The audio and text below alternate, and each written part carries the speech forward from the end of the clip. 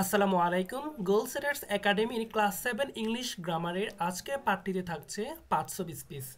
আমাদের আজকের পাঠটিতে আমরা পার্টস অফ স্পিচ কীভাবে আইডেন্টিফাই করতে হয়, অর্থাৎ কোনো একটি শব্দ দেখে কিভাবে খুঁজে বের করতে হয় এটি 8টি শব্দ ক্যাটাগরির মধ্যে কোনটিতে পড়ে আমরা এটা শিখে ফেলবো। পাশাপাশি আমরা পার্টস অফ স্পিচের যে থিওরিটিক্যাল কনসেপ্টটা আছে সেটাও আমরা শিখে ফেলবো। শুরুতেই আমরা কিছু এখানে কুইজ দেখতে পাচ্ছি। তোমাদেরকে আমরা শুরুতেই যে কোয়েশ্চেনটা ছড়িয়ে দিতে চাই সেটা হচ্ছে, এখানে যে তোমরা 10টি কুইজ দেখতে পাচ্ছ, তোমরা নিজেদের মতো করে গেজ করো এখানে কোনটার অ্যান্সার কি হইতে পারে। তোমরা যদি এখানে খেয়াল করো, আমাদের 1 নম্বর কুইজটিতে দেওয়া আছে আই হ্যাভ অ্যান ওল্ড কার। এই সেন্টেন্স থেকে তোমাদেরকে খুঁজে বের করতে হবে ওল যে ওয়ার্ডটি আছে আন্ডারলাইন ওয়ার্ড, এটা নিচের কোন শব্দ ক্যাটাগরিতে পড়তে পারে। এটা যদি প্রেপোজিশন হয় তাহলে তুমি তোমার মতো করে চিন্তা করতে পারো। আচ্ছা, এরপরে 2 নম্বরে দেখতে পাচ্ছ তোমরা he is really tall, isn't he. তাহলে এখানে যে হিটা দেওয়া আছে এটা কোন পার্টস অফ স্পিচ তোমরা একটু গেজ করো। আমরা অবশ্যই এই সবগুলো জিনিস শিখবো আমাদের আজকের ক্লাসে। তোমরা তোমাদের মতো করে একটু দেখে নাও। ওকে, তো আমরা হচ্ছে এই সবগুলো জিনিস একসাথে একটু দেখে ফেলি।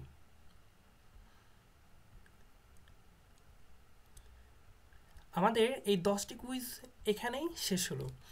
আচ্ছা, এখন কথা হলো পার্টস অফ স্পিচ কি। পার্টস অফ স্পিচ যে পার্টটি, এটি ইংলিশ গ্রামারের অন্যতম একটি বেসিক পার্ট। এখন বেসিক পার্ট কেন বলা হয়? বেসিক বলা হয় এজন্যই, তোমরা যদি এরকম চিন্তা করো যে একটা বিল্ডিং যদি তৈরি হয় তাহলে সেই বিল্ডিংটা কিভাবে তৈরি হয় সেটার দিকে যদি একটু খেয়াল করো তাহলে দেখতে পাবা যে একটা বিল্ডিং মূলত তৈরি হয় আহ, ছোট ছোট অনেকগুলা পাত নিয়ে। অর্থাৎ এটা বেসমেন্টটা ফার্স্ট হচ্ছে 4 জায়গায় হচ্ছে 4টা কি হয়, 4 জায়গায় হচ্ছে 4টা খুঁটি হয়, তাই না?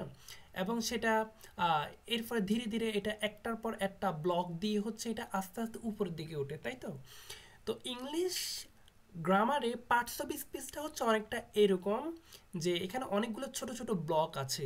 আমরা যদি একটা সেন্টেন্সের দিকে খেয়াল করি, একটা সেন্টেন্সে আমরা 8 ধরনের শব্দ পাবো। এই 8 ধরনের শব্দ কখনো একটা সেন্টেন্সে এই 8টা শব্দ ক্যাটাগরির মধ্যে থেকে কখনো 3টা দিই, কখনো 4টা দিই, কখনো 5টা দিই, কখনো বা আরও বেশি লাগতে পারে, কখনো বা আরও কম লাগতে পারে। এরকম আমরা 4-5টা ওয়ার্ড দিয়ে এক একটা সেন্টেন্স তৈরি করি। এই সেন্টেন্সের প্রত্যেকটা ওয়ার্ডকে বলা হয় পার্টস অফ স্পিচ।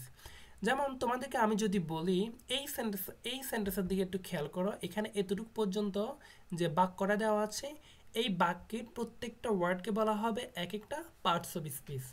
ওয়েল, তাহলে দি যেটা আছে, দি এখানে তোমরা যেমনটা দেখতে পাচ্ছ, দি এটা হচ্ছে একটা পার্টস অফ স্পিচ, এবং পার্টস যেটা এটাও একটা পার্টস অফ স্পিচ, অর্থাৎ এটাও একটা শব্দ। তো ইংলিশে একটা সেন্টেন্সে আমরা যেই ওয়ার্ডগুলো দেখি, এই ওয়ার্ডগুলো ইংরেজির দুনিয়ায় অর্থাৎ ইংরেজি ভাষার দুনিয়ায় এটা 8 ধরনের হতে পারে। তো 8 ধরনের শব্দগুলো কি কি? যেমন শুরুতে আমরা প্রথমে দেখলাম নাউন, আমাদের এরপর থাকবে প্রোনাউন, এরপর কি থাকবে আমাদের একটু দেখি তো, verb, adjective, adverb, preposition, conjunction, এবং সর্বশেষ আমাদের 8 নম্বরটি হচ্ছে ইন্টারজেকশন। তোমাদের কাজ হচ্ছে তোমরা এই 8টি শব্দ ক্যাটাগরি, অর্থাৎ এখানে যে আমরা 8টি পার্টস অফ স্পিচের নাম দেখতে পাচ্ছি এগুলো শুরুতে আমরা শিখে ফেলব।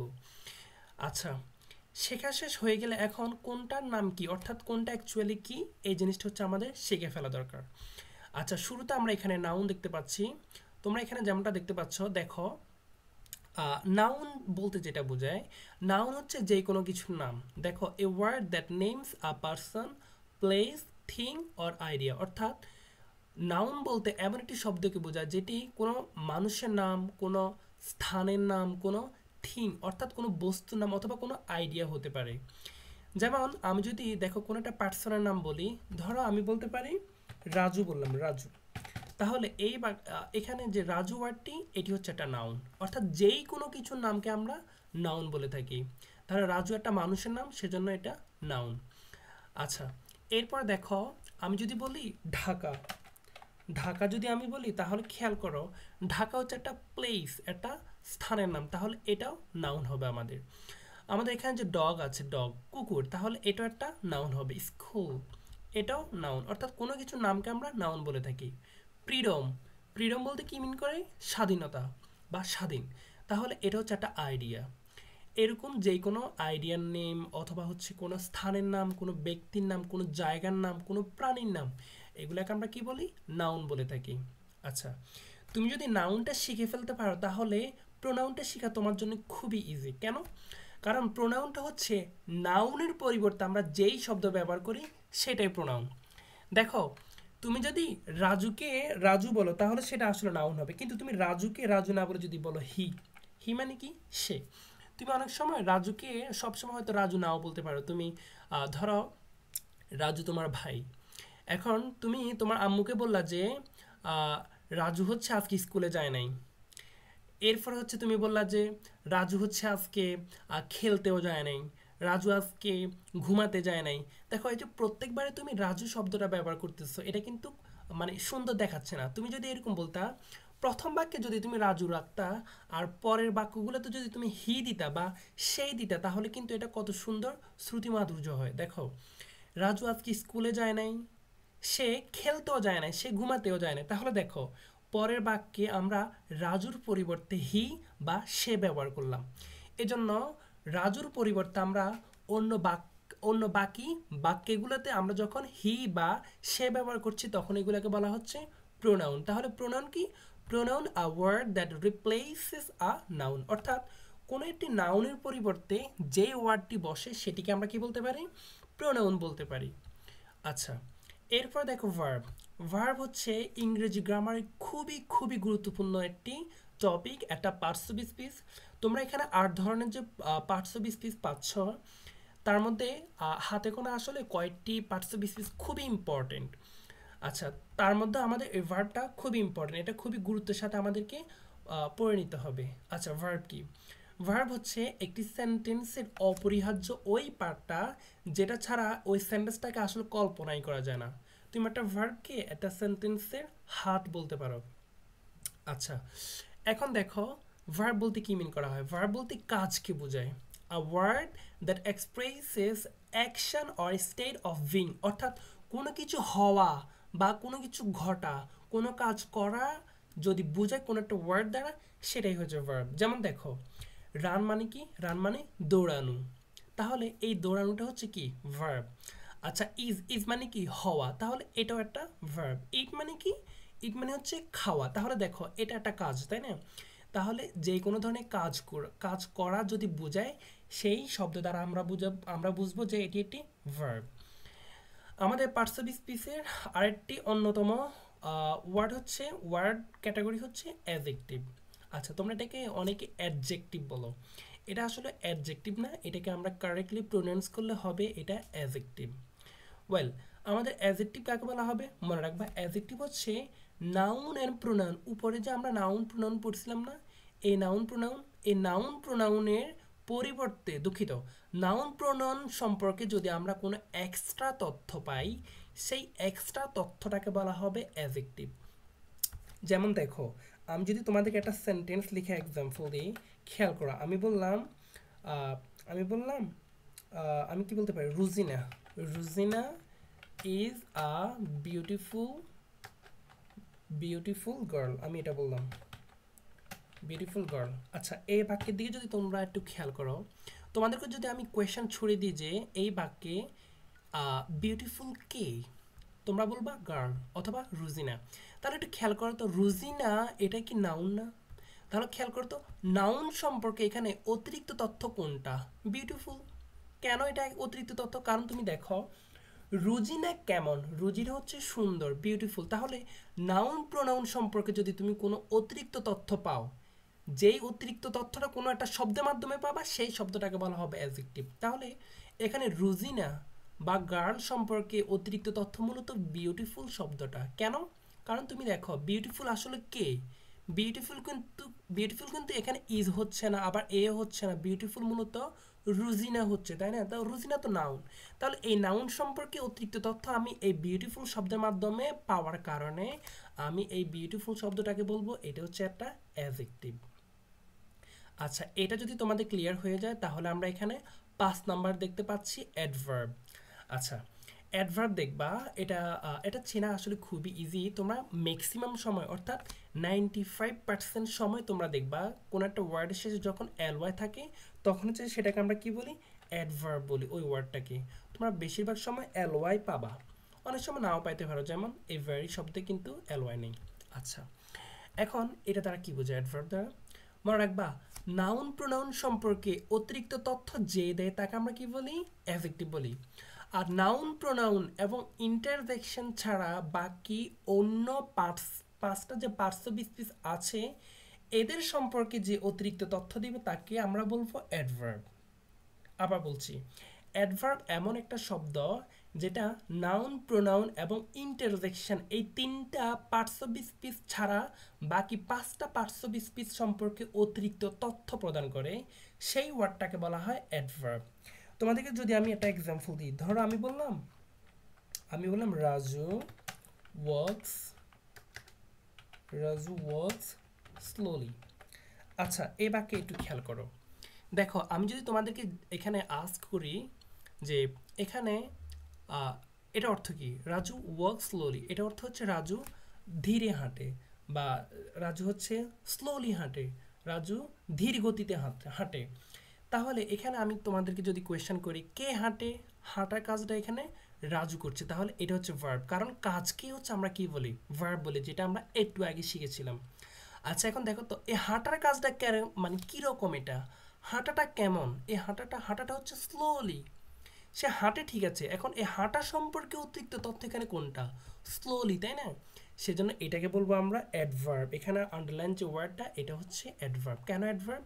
কারণ এটা ভার্ব সম্পর্কে অতিরিক্ত তথ্য দিচ্ছে। এই স্লোলি শব্দটা যদি রাজু সম্পর্কে অতিরিক্ত তথ্য প্রদান করতো না, তাহলে আমি এটাকে আমি অ্যাডজেক্টিভ বলতাম, কিন্তু এটা রাজু সম্পর্কে অতিরিক্ত তথ্য দিচ্ছে না, দিচ্ছে ওয়ার্কস নিয়ে, অর্থাৎ এখানে যে ভার্ব আছে। তো আমরা জানি নাউন প্রোনাউন এবং ইন্টারজেকশন ছাড়া বাকি অন্য যে ওয়ার্ডগুলো আছে, অন্য যে পার্টস অফ স্পিচ আছে, এদেরকে নিয়ে যদি কোনো অতিরিক্ত তথ্য আমরা পাই তাহলে সেই অতিরিক্ত তথ্যটাকে, সেই শব্দটাকে বলা হবে অ্যাডভার্ব, যেমনটা এখানে আমরা স্লোলিতে পাচ্ছি। আচ্ছা, আশা করছি তোমরা অ্যাডভার্বটা বুঝে গেলা। আমরা কিছুক্ষণের মধ্যে শেষ করে দিব।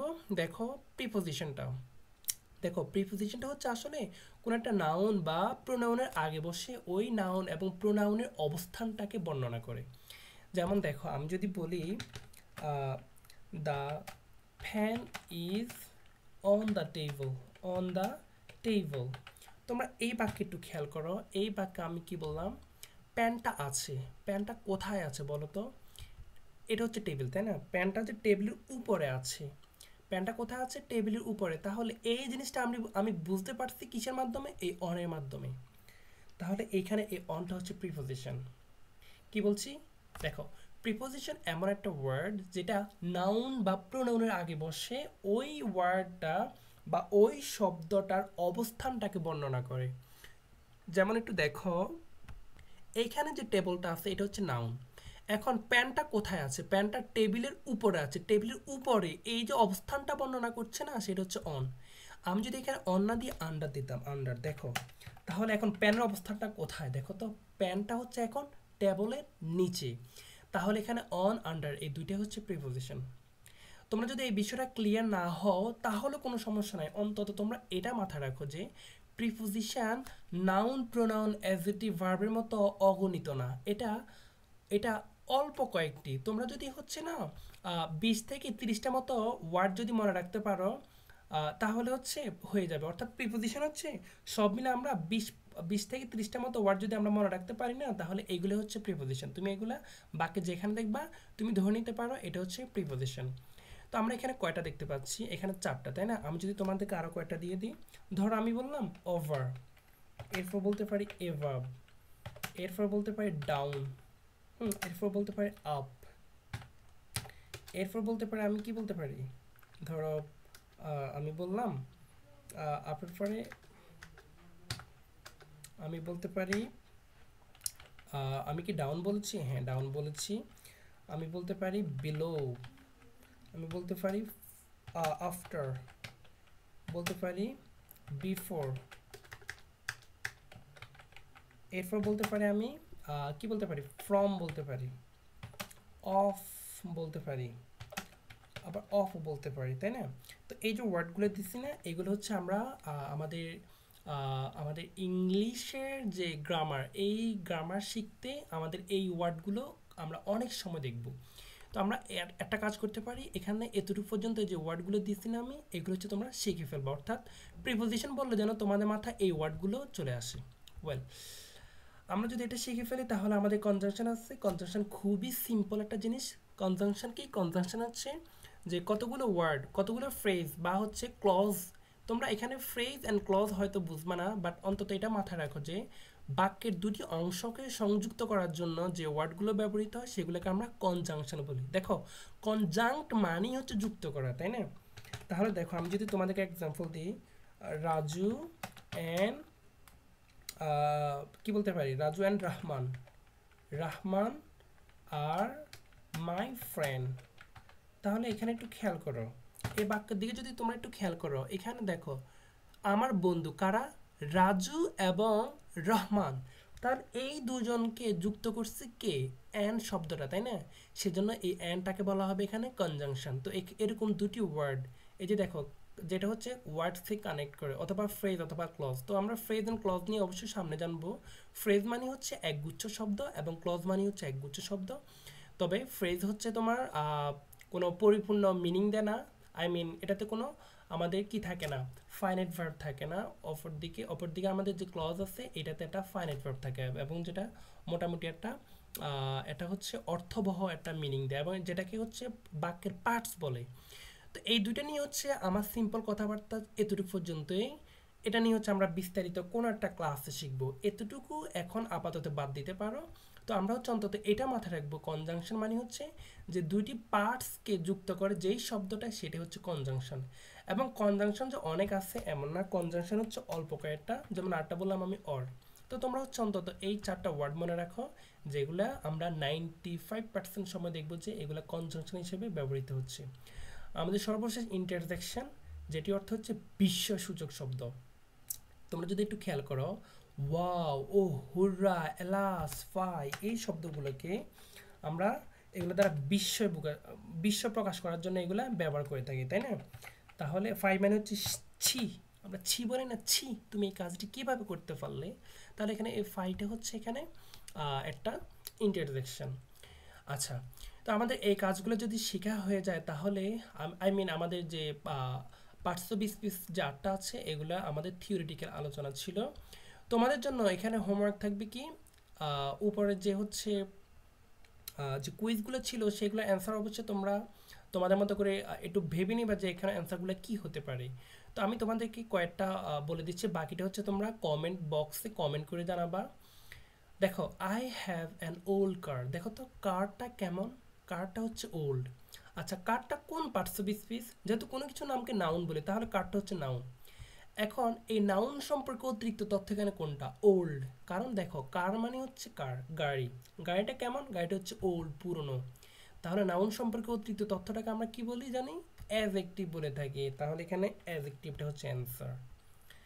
আচ্ছা, he is really tall isn't he? সে সত্যিই লম্বা, তাই নয় কি? তাহলে এখানে দেখো, হি কিন্তু কোনো মানুষকে বোঝাচ্ছে না, বরং মানুষের নামের পরিবর্তে ব্যবহৃত হচ্ছে। তো নাউনের পরিবর্তে যেই শব্দ ব্যবহৃত তাকে আমরা কি বলে জানি? প্রোনাউন বলি, তাই না? তাহলে এখানে এটা প্রোনাউন। ওকে, 3 নম্বরে কি হবে দেখো তো, your books are in your backpack, অর্থাৎ তোমার ব্যাকপ্যাকের মধ্যেই হচ্ছে তোমার বইগুলো। তাহলে বইগুলো কোথায়, এটা অবস্থানটা আমরা বুঝতে পারতেছি এখানে ইন শব্দ দ্বারা। ইন মানে ভিতরে। তাহলে সেজন্য ইনটা হবে কি আমাদের প্রিপোজিশন। যেমনটা আমরা একটু আগে পড়েছিলাম যে নাউনের অবস্থান বোঝায় যেই শব্দ দ্বারা, সেটাকে আমরা প্রিপোজিশন বলে থাকি। আচ্ছা, আমাদের এখানে 4 থেকে বাকি যে কুইজগুলো থাকবে এগুলো তোমাদের জন্য হোমওয়ার্ক থাকবে। এগুলো হচ্ছে তোমরা তোমাদের মতো করে গেজ করবা কি হবে। আচ্ছা, আর এখানে এক্সট্রা কিছু এক্সারসাইজ থাকবে যেটা তোমাদের জন্য অবশ্যই হোমওয়ার্ক থাকবে। এইখানে আন্ডারলাইন করা বা এখানে বোল্ড করা যে শব্দগুলো, এগুলো কোনটা কোন পার্টস অফ স্পিচ তোমাদেরকে বলতে হবে। এখানে 5টা দেওয়া আছে। আচ্ছা, আমাদের এতটুকু পর্যন্তই ছিল আজকের ক্লাসটি। দেখা হবে তোমাদের সাথে আরও একটি ক্লাসে। সে পর্যন্ত তোমরা সকলেই ভালো থাকো, সুস্থ থাকো। আল্লাহ হাফিজ, আসসালামু আলাইকুম।